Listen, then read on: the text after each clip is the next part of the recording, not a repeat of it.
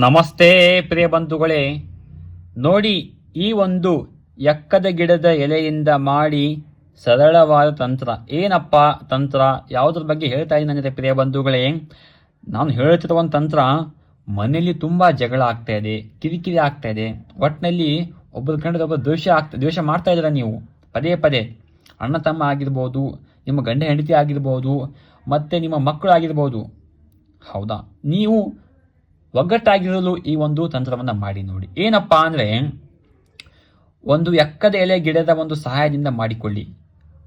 ಮೊದಲಿಗೆ ವೀಕ್ಷಕರೇ, ಒಂದು ಎಕ್ಕದ ಎಲೆ ತಗೊಂಡ್ಬಿಟ್ಟು ಅದರ ಮಧ್ಯ ಭಾಗದಲ್ಲಿ ಯಾರೊಟ್ಟಿಗೆ ನಿಮ್ಮ ಒಂದು ಜಗಳ ಆಗ್ತಾ ಇದೆ, ನೀವು ಅವರು ಹೊಂದಾಣಿಕೊಂಡು ಹೋಗ್ತಾ ಇಲ್ಲ ಅಂದರೆ ಅವ್ರ ಹೆಸರು ಬರ್ಕೋಬೇಕು.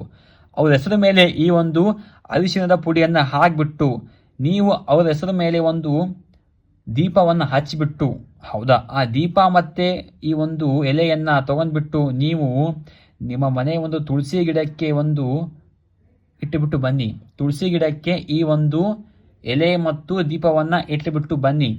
ಬಂದ ಮೇಲೆ ನೀವು ಸ್ನಾನ ಮಾಡಿಬಿಟ್ಟು ಆ ಒಂದು ಎಲೆಯನ್ನು ನೀವು ನಿಮ್ಮ ಮನೆಯ ಮೇಲಿ ಭಾಗದಲ್ಲಿ ಇಟ್ಟುಬಿಟ್ಟು ಸರಳವಾದ ಅದಕ್ಕೊಂದು ಮಂತ್ರವನ್ನು ಪಠನೆ ಮಾಡಿಬಿಟ್ಟು, ಹಾಗೆಯೇ ಮಂತ್ರ ಪಠಿಸಾದ ಮೇಲೆ ವೀಕ್ಷಕರು ನೀವು ಅದರ ಮೇಲೆ ಒಂದು ಕರ್ಪೂರವನ್ನು ಇಡಬೇಕು.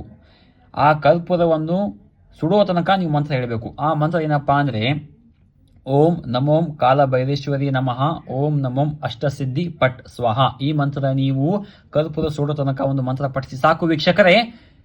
ನಿಮಗೆ ಯಾರು ದ್ವೇಷ ಮಾಡ್ತಾರೆ ಅವರು ನಿಮ್ಮೊಟ್ಟಿಗೆ ಪ್ರೀತಿಯಿಂದ ಮಾತಾಡಲು ಸಾಧ್ಯತೆ ಸಿಗುತ್ತೆ. ಈ ಒಂದು ತಂತ್ರ ಮಾಡಿ ನೋಡಿ, ಒಳ್ಳೆಯದಾಗಲಿ. ನಮಸ್ತೆ.